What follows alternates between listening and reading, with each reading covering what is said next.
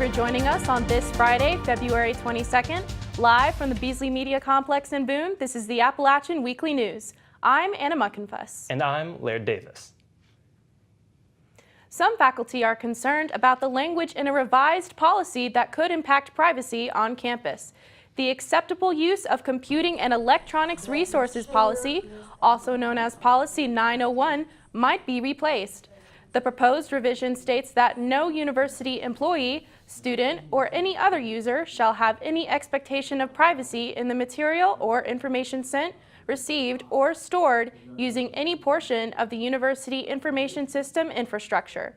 Any student who violates the proposed policy will be held accountable through the Code of Student Conduct.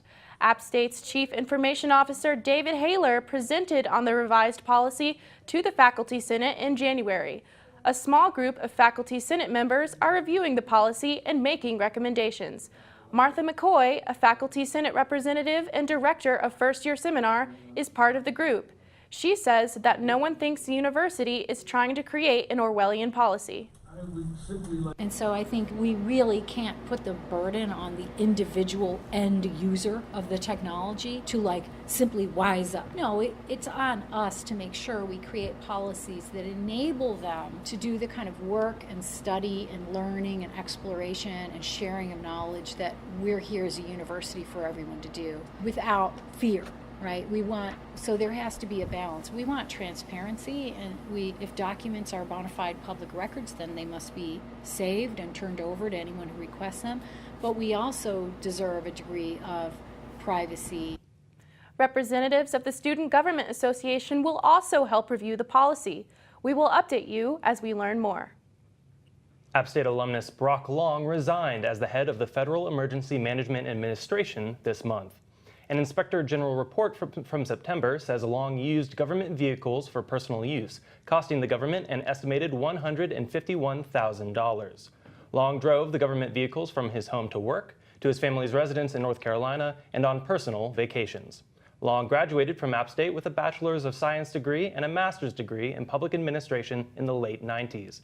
The Alumni Association awarded Long the Distinguished Alumni Award last September, just before the Inspector General's report surfaced. FEMA Deputy Administrator Peter Gaynor will serve as the acting FEMA Administrator. University employees may want to double-check their November and December pay stubs. 370 App State employees face payroll problems with Fidelity Bank. Chemistry professor Dale Wheeler said at a Faculty Senate meeting that retirement money deducted from his November and December paychecks had not been deposited into his retirement fund until January 22nd. None of the employees were notified about the problem. Wheeler says late deposits and a fluctuating stock market have caused the funds to decrease 10% in value. The Vice Chancellor for Business Affairs, Paul Forte, said that HR is working with Fidelity to fix the problem. Those affected complained they were not notified of the missing funds. Forte said the affected employees were not informed because Business Affairs wanted to get all the answers first. We will continue to monitor this story. App State has been named a military-friendly school this academic year. App State is one of just 4 schools in the country to receive this honor. Eric Gormley is the program director of Student Veteran Services. He says that student veterans don't get separate services than other students. Instead, veterans have access to military specialists in the Career Development Center that focus on making them feel comfortable with campus life. Student Veteran Services provides veterans with a sense of community and acts as a safe space for them to share their personal experiences within the military. Sam Rayner is a senior social work intern at the center. He says that the center also serves as a great resource hub for the 300 student veterans on campus. Student veteran David Judy served in the Marine Corps for 4 years and says he appreciates having the space on campus. We have a huge support structure comparatively. We have our resources in-house. Eric here in the office is actually super useful, as much as I give him a lot of grief. He's great for, he does a great job bringing students in from being that military to coming through, and he contacts every single student coming here individually to be like, hey, what's going on? Hey, do you need any help with anything? Is there anything that we can do to make your time incoming more comfortable? The Student Veteran Center is located on the 2nd floor of the Plymouth Student Union. The Vagina Monologues took front and center stage this month. The annual play hosted by the Women's Center typically raises around $8,000 for charity. 10% of the funding from the play is donated to the V-Day campaign, and 90% is donated to a local nonprofit organization, Oasis. Oasis provides emergency services, hotlines, shelters, resources, and education in Watauga and Avery counties. Oasis offers services to anyone, regardless of gender identity, race, sexuality, or immigration status, who has been or are victims of domestic or sexual assault. The Women's Center at App State is a referral system for students who need resources from Oasis and acts as a community and educational system for students. Sarah Crouch is the Oasis Outreach Coordinator. She says having a platform in a safe space like the Vagina Monologues is important. 90% of the ticket sales go to us, and so that shakes out to be over $4,000 a year donated to Vagina Monologues, which is really awesome. But, even more importantly, I think than the money sometimes is the fact that each night of the Vagina Monologue, they have a representative from Oasis get on stage before the, show starts, and we get to say, thank you so much, first of all, for being here. And also just hear, what we do in the community. So that provides us a space to reach out and to let people know more about our services and what we do, and that we do exist. The Watauga County Humane Society closed temporarily because of parvovirus. Our correspondent Faith Hatton has the story. The Watauga County Humane Society reopened its doors on February 19th after going into quarantine earlier in the month. The kennels were closed to the public shortly after 2 semi-stray dogs were admitted to the shelter and tested positive for parvo. The highly contagious and potentially deadly virus can be spread through contact with infected feces, surfaces, environments, or animals. More parvo cases were reported, and it was later found that the owner of the 2 contaminated dogs had sold a litter of puppies to multiple people throughout Watauga County. Ashley Yepez, the assistant manager of the Humane Society, encourages vaccination as the main form of protection against parvo, especially for puppies.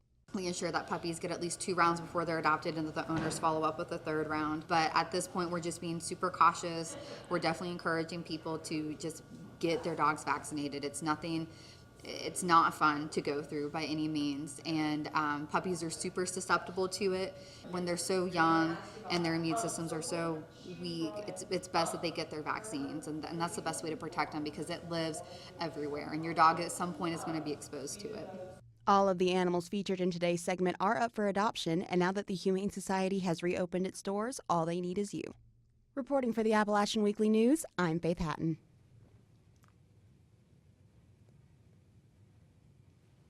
Thank you, Faith. Dance Marathon is an annual fundraiser that has students dancing 15 hours straight for a good cause. Our correspondent, Clay Councilman, has the story. Dance Marathon is an event that helps raise money and awareness for nonprofit organizations that support families in need. Sororities and other campus organizations band together every year to host the event at Legends, right on campus at Appalachian State. Doing Dance Marathon, basically what we are accomplishing is bringing awareness to the 2 nonprofits that we benefit, which is Western Youth Network and Parent to Parent, and basically just standing for 15 hours because those parents and the families that are within those 2 organizations, they stand every single day and they always have to push through no matter what comes their way, so that's what we're trying to accomplish. Tables set up around the event allow for participants to sign up to volunteer, donate, or just learn about the organizations being represented. The event is a nearly 15-hour affair that has people on their feet with choreographed dance as well as contests throughout the day. The goal is to raise as much money as possible. Last year we raised $42,000 for Western Youth Network and Parent to Parent, but this year we've already almost exceeded that, so we're going to keep raising more money. Participants are encouraged to have as much fun as they can, and the more enthusiastic they are about the event, the more enthusiastic people are about the cause. Their goal is to raise as much money as possible while keeping the participants as active as can be. You literally dance all day and raise money and do crazy moves, and we're posting on all social media to make sure word gets out that we're here for a good cause and have a good time. Dance Marathon raised thousands of dollars for those in need and will return to Appalachian State again next year. Reporting for Appalachian Weekly News, I'm Clay Councilman. Thank you, Clay. International Appalachian is already gearing up for the upcoming school year. Reporter Zack Antrum has the details.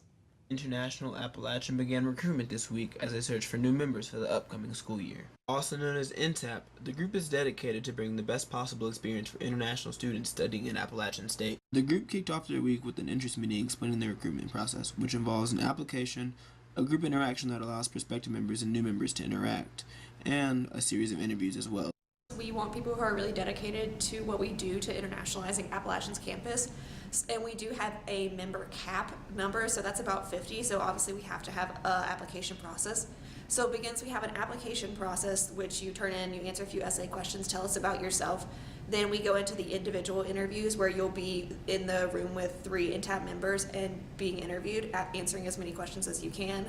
And then from there, we will have a group interview, so that's basically to see how you work with a team. Along with explaining the recruitment process, the interest meeting also provided more information about the group that gave prospective students like Ives and Carter an opportunity to see whether or not they would be a good fit for the group. What drew me to NTAP was I really want to work with international students. In my freshman year, I lived with 2 international students, and it was just so fun. Realize that, there are people who are so different from you, and it's nice to realize that not only are they changing, but you're changing too. Following the interest meeting, I was able to witness the guest interactions firsthand and see the potential applicants and the current members interact. Before the interaction officially began, current NTAP members were visited by a guest speaker from Democracy Now! Who explained several different career opportunities for them after they finished school. Following the guest speaker, prospective students entered the room and got the opportunity to meet the current group members. This is an exciting time for both parties as current members get the chance to share their NTAP stories with others.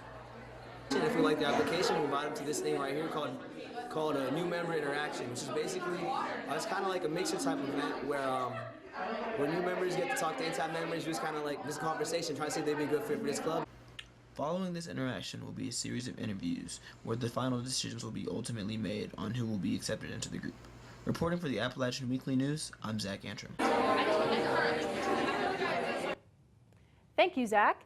The Outdoor Jobs Fair gives students chances to network with employers that could help them land jobs working outdoors. Reporter Heidi Swope has the details.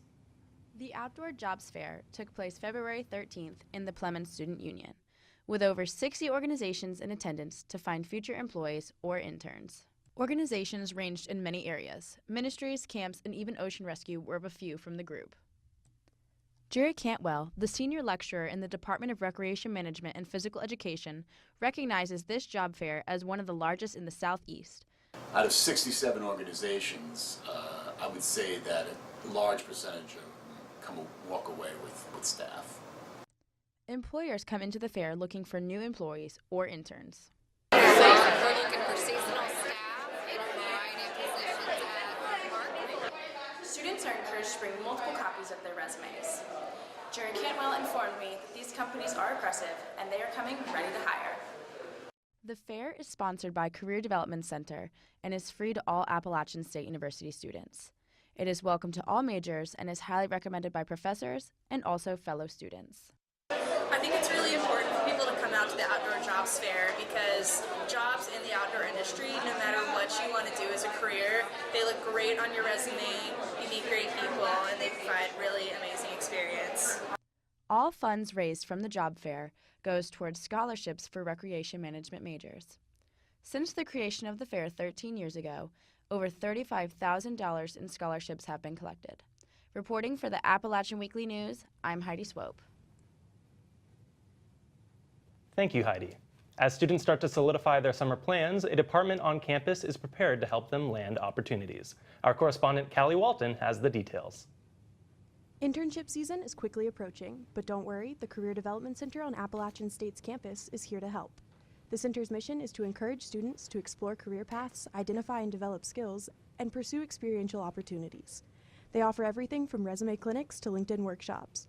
But when it comes to applying for internships, Assistant Director and Career Counselor Geraldine Mitchell says that there are a few ways you can make yourself stand out. By coming to the Career Development Center and having us help you with your resume or cover letter, by doing some research into the companies that you're applying to, so that when you're writing that cover letter or you're going for that interview, you seem very knowledgeable about the industry and that company in particular. There are countless internships available in a wide range of fields and industries. The task of wading through all the options can seem overwhelming.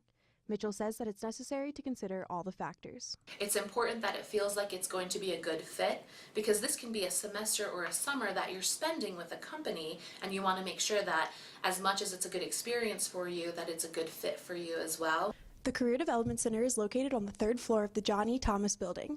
To book an appointment with your career advisor, visit careers.appstate.edu. Make sure you're on the lookout for all the Career Development Center resources and upcoming events. For the Appalachian Weekly News, I'm Callie Walton. Thank you, Callie. Last night, Battle of the Bands rocked the Legends stage again with new performers on the block, KJ taking the win. 3 other local bands, Evan Button, Depot Street, and Funkle Stiltskin also dominated the stage.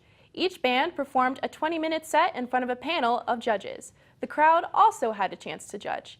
At the end of the night, KJ's hip-hop sound grabbed the most votes. Kenneth Morning is the leader of the group. He said it was just an honor to be able to perform, and especially for such a great crowd. Congratulations to all the performers, and keep your eyes peeled for some of their upcoming shows around town. And now it's time to check in on sports with Hannah Moseley. Thanks, Anna. As baseball season approaches, sophomores Kendall McGowan and Will Sprinkle return for their second season with the Mountaineers. Sprinkle will pitch this season, taking over the ace spot, which is well-deserved because he had a winning pitching record of 2-1 last season off of 5 starts. Outfielder McGowan started 43 games and played in all 48 his freshman season. He also hit 4 home runs and had 13 RBIs. Head coach Kermit Smith says both Sprinkle and McGowan know the daily grind of baseball and know what it takes to win. The wrestling team secures its 4th consecutive conference championship title on Senior Day after defeating the Citadel 39-8. The team celebrates its 5 seniors, Michael Elliott, Irvin Enriquez, Randall Diabe, Angel Nahar, and Tyree Washington, who have had such a successful 4 years with the program. The team is set to face Bloomsburg and Lock Haven on February 23rd for their last dual meet to end the season before the SoCon Championships are held right here in Boone on March 10th. Congratulations to the App State wrestling team on a great season and good luck in the SoCon Championships. The Sunbelt Indoor Track Championships concluded on Tuesday, February 19th, and the Mountaineers gained multiple titles. Tristan Shaver, Elliott Graves, and Jordan Dale all won titles for the men's team. Dale won the high jump with a jump of just over 6 feet 10 inches. Graves won the 60-meter hurdles with the 6th fastest time in program history at 8.07 seconds. Shaver soared high and took the pole vault with a vault of 17 feet. The women's track team also placed. Felissa Greeley placed 3rd in the mile run with a time of 4 minutes 54 seconds. She also placed 5th in the 800-meter run. Hannah Ratcliffe got 2nd team All Sunbelt honors and placed 2nd in the 3,000-meter run with a time of 9 minutes 41 seconds. Ashley Musciati placed 3rd in the weight throw with a distance of 58 and 7.5 inches. Congratulations to the track team for a show-out performance at the Indoor Track Championships. See more in the future. Back to you, Anna and Laird. Thank you, Hannah. Seems like it's been quite the successful week for athletics. All right, so now it is time for your high country high note. New SGA legislation is bringing more smiles to on-campus dining. The Smiley Card Act is designed to encourage students to socialize during the winter months.